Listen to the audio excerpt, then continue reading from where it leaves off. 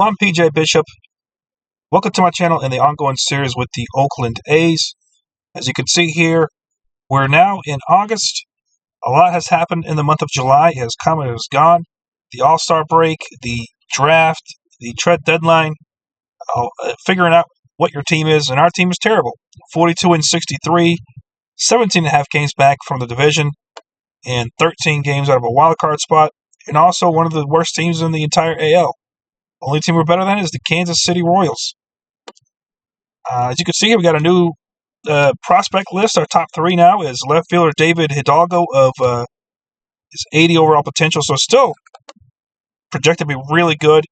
He was one of our top five international free agent signings. Holding his own currently. I mean, he's 17 years old, but he's holding his own. As you can see here, he's a respectable 700 OPS, batting average 231. Nothing spectacular yet. He's still developing. It's a long way to go before he's excitable. And then as you see here, Max Muncy and Jacob Wilson are both just one step away from being officially in the majors, as they're both at AAA Las Vegas. Highly doubtful either of them will make this year's team, as it just seems rather pointless to get them up this early when I could probably get them up next year. Now, Jacob Wilson, the problem I'm going to be running in with him is he is now I've got a lot of redundancies going on at positions here. I got to figure out, do I like Darell Hernandez better or do I like Jacob Wilson better? Because both of these guys look similar. As you can see here, 50 overall potential, second base, 55, 55, 60, 45, 55, while Jacob Wilson is 55, 65. Better defender, actually. So Jacob Wilson could end up taking over his spot because he can also steal bases as well. So it'll be interesting to see. And he's a little better shortstop, too. So Jacob Wilson could, but it's hard to get rid of Darell Hernandez because he's a proven talent.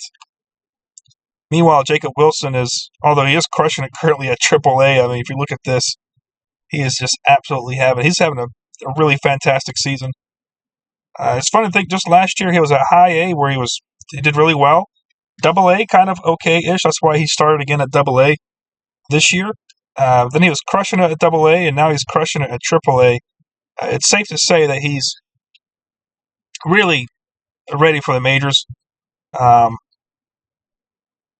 And he's good enough. I think I might have to end up doing what the Baltimore Orioles did, where they moved, although Darell Hernandez could also play left field, which means I could slide him over to left field, move Jacob Wilson to second base, and then maybe move Seth Brown, even though he's 33, so do I need a 30? But his power is proven. That it's going to stink to lose power to gain guys that aren't power.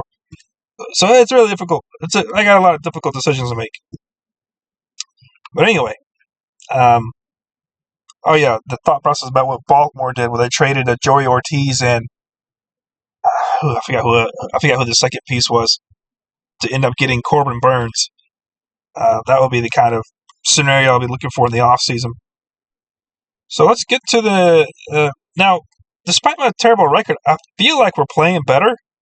It's just not equating to wins and losses. I don't know why, even though I feel like we're doing a better job.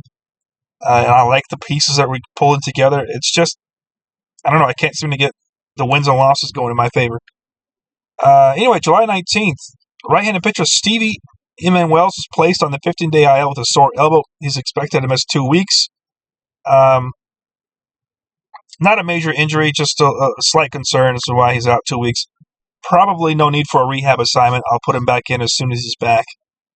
In a corresponding move, left-handed pitcher Francisco Perez was recalled from AAA Las Vegas. July 20th, right-handed pitcher Freddie Tarnock placed on the 15-day IL with shoulder tendonitis and is expected to miss 4 weeks. Now, Freddie was doing okay. He was hot and cold this year for us, kind of regressing back to where he was prior to. Actually, no, I'm thinking of Colin Muller. Freddie was actually doing okay, mostly okay. We can find out for sure. Why speculate? Nah, he's struggling. He's had some struggles. He wasn't having some good months leading up. especially this start. This start here really just blew everything open. Lasted under 2 innings. He gave up 10 earned runs, and that was maybe because he was hurt and the injury was taking effect that game. Don't know for sure, but we ended up calling up or selected the contract of left-handed pitcher David Leal. That's this guy here. David Leal had his contract selected. He was drafted in the 38th round of the 2019 MLB draft. He was a 2025 Texas League All-Star selection, so he was an All-Star this year in the Texas League. That's AA. And he will make his MLB debut at Philadelphia, which he had a really good debut. He earned the win. Leal had an impressive debut, earning a win over a potent Philadelphia lineup. He went 7 innings, allowing 6 hits, 1 walk, and a strikeout. He gave up 2 runs, both earned, but did enough to earn his first MLB win. And, of course, his next start, he ends up lasting 2 outs and giving up 4 earned runs. So kind of polar opposite starts there. Now, there's nothing spectacular about him. It's just that when I went to go look at AAA, I had nothing. I looked to see who was already on my 40-man, nothing. I looked at AAA to see what was available, nothing. And finally, I dipped down to this guy here, and he's just he was playing well at AA, but again, he was at AA, wasn't quite ready for AAA. Although he would have earned a promotion, he just didn't get the chance to, as I brought him straight up to the MLB. He's got, his stuff is never going to be good. He's got above average movement and really good control, plus. His 3-pitch mix is extremely subpar. He's just not a good pitcher, but he's 28 years old. At this point, it's now or never, and this is his chance to show that he can stay in the rotation. If he struggles, he'll be, I got option years for him, and he'll be sent down to AAA, where he can try to hone his craft and just be available for this kind of situations moving forward, for emergency situations. Although he could be a bullpen arm where he comes in as a fireman with that control and that movement being both good enough. He could come in as somebody who just won't walk a guy or give up a home run in a high leverage situation and perhaps get that out that we need, the crucial out.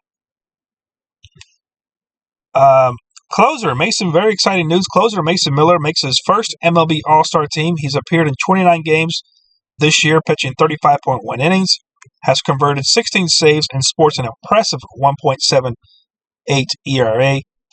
And then starting pitcher Ryan Johnson, who was at low A at the time, makes the All-Star Prospects game. He was a 2024 Round 2 Pick 1 40th overall selection, made the 2025 California League All-Star team, that's low A, and is currently the number 74 ranked prospect. Now, he's obviously earned a promotion to high A, where he's currently right here. And as you can see by his overall potential, he's developing to the point where arguably I could have put him up instead of David Leal because he's got more room to grow. But because he still has more room to grow, I'm going to let him grow and have that opportunity to do so in the minors. No need to rush him. He's still young. He's developing. And I like to see how he progresses up the higher minor, the more advanced hitters, especially at AA and AAA. I like to see how he acts up there where there's no, because right now he's still fairly protected at low A, high A. There's service limits. You can't just have these 28-year-old career minor leaguers. But in AA and AAA, you can have there's always decent players up there. So it'll be interesting to see where he stands. He hasn't pitched pitched yet. As you can see, last year he was struggling, 5, 6, 7 area. This year, absolutely stellar. 100 innings already, and just was absolutely stellar. So easy promotion, obviously earned. Now I'm curious to see, is he going to start off slow and start off at high A next year, or can he finish off a pretty strong year and find himself at AA and possibly AAA by the end of the year, which would put him just mere steps away, not even maybe just a step away from the Major League Baseball, our starting rotation, where I hope with his skill set he can sit around and be a part of it for many, many years to come. And as you can see, he's still got room to grow, and everything's green. I love seeing everything green. That means he's already at that level. Hopefully there's no regression, and he just keeps progressing. Maybe get some more blues, and we'll be even happier. So really exciting things going on here with our second-round pick from last year. And then some terrible news. July 22nd, right-handed pitcher Mason Miller placed on the 60-day IL with a torn rotator cuff. He will miss the remainder of the season and at a minimum a month of the 2026 season. He's expected to be out at least 9 months. That one hurt because, like I said, he just made his All-Star selection. Didn't even get to play in the All-Star game as he got hurt in the final game before the All-Star break. So really heartbreaking news by a player that deserved a chance to go. As you can see here, Mason Miller. He actually earned a save in that last one. So he ended up earning a save and then getting injured right when he earned that save. So it was highly unfortunate. It broke my heart because he was pitching so well. I mean, this is just an absolutely phenomenal ERA. At one point, he was in the twos, but he just kind of slowly was grinding his way right back down to the ones. And it's just unfortunate that he ended up getting hurt and missing the rest of this year and a little bit of next year, at least a month. In a corresponding move, right-handed pitcher Grant Holman was recalled from AAA Las Vegas. And then more bad news. July 30th, second baseman Darrell Hernandez placed on the 15-day IL with an oblique strain. He's expected to miss 4 weeks. And, of course, it's sad to see him go because he's batting over 300. And, again, he's probably one of my best players since being called up. He's just done really well. There's nothing outstanding about him, but overall he's a really good package that I was happy to have on my team. And he's so young, and it's just unfortunate that he's going to miss some playing time. But at least it's not the rest of the season. And a corresponding move, third baseman Brent Harris was recalled from AAA Las Vegas. And Brent finds himself sliding over to starting at third base as Zach Gelof slides over to second base to kind of take over that spot. Luckily, Zach Gelof is capable of playing both. And now he's leading off versus righties. I think Brent Harris is solely versus righties. I don't think he's quite good enough for lefties. But we'll look at that in a bit. And then another brutal injury. They just happened back to back to back. July 31st, just yesterday, shortstop Nick Allen was placed on a 15-day IL with a strained ACL. He's expected to miss 6 weeks. Now that hurts because he is probably one of the reasons why we're up here, because we have really good defense. So the defense, I'm expecting there's definitely going to be some drop-off defensively because Brett Harris, as far as defense goes, not a good third baseman, a little below average, or he's average, compared to Zach Gelof, who was a little above average. But Mauricio Dubon is just not. I had to slide him over from center field to shortstop. Right now he's below average. If he plays enough games, he might be able to get to average this year. It's just unfortunate that he ends up being the shortstop. And, of course, his spot. And then on August 1st, what ended up happening? Oh, yeah, center fielder Denzel Clark was recalled from AAA Las Vegas. So we ended up bringing up Denzel Clark from AAA Las Vegas to play center field, but didn't really need him. I actually ended up playing Esteury Ruiz. I ended up calling him up. It was kind of funny. Call up Denzel Clark and realize that Esteury was sent down. He can also play center field, and he actually started off pretty well. Offensively, he looked like he is losing his skill set there. He's becoming more of a defensive asset, and unfortunately not quite good enough at center field. He's going to be eventually one of those guys where just the better younger players, or even players slightly similar in age, are going to take over his spot because they got more power. I do need power. I like to have power because, to me, the home run, that's a really good way to just instantly get your team right back into the game. Home runs. Also, a pretty cool thing, we can go look at him now. He's probably at low A at the moment. And that's, there he is. Eli Jones. So, Eli Jones wins the 2025 Arizona Complex League Reliever of the Year award. Jones was selected in last year's draft in the 7th round 199th overall. He appeared in 24 games, pitching 22.2 innings. He had an ERA of 1.59 to go with a 13.5 K per nine. So he did really well. As you can see, he's really dropped off a lot since we drafted him. I don't think he's even considered a top prospect anymore. No, he's not even considered a top prospect anymore. That's how far his stuff has dropped. He's just kind of lost his potential. The more he plays, the less we realize that he's not going to be that good of a player. It's unfortunate because a 7th-round pick is pretty high, and I was expecting much better out of somebody that we drafted that high. But again, with the TCR being the way it is, and of course, in real life, guys drafting the 7th round this is kind of how their careers could pan out to be. As you can see, he was doing really well this year in the minors. Speaking of the minors, we were close, but no cigar when it came to the championship for the Arizona Complex. We ended up losing to a 7-game series to the Arizona Diamondbacks Black, which stunk because we were so close to winning back-to-back championships. But instead, we come up 1 game short. So it's not to be this year. Right-handed pitcher Luis Medina was optioned to AAA Las Vegas in a corresponding move. Right-handed pitcher Zach Johnson had his contract selected. Zach Johnson, where is he? He's a 30-year-old middle reliever. Wasn't on my active roster. He is now.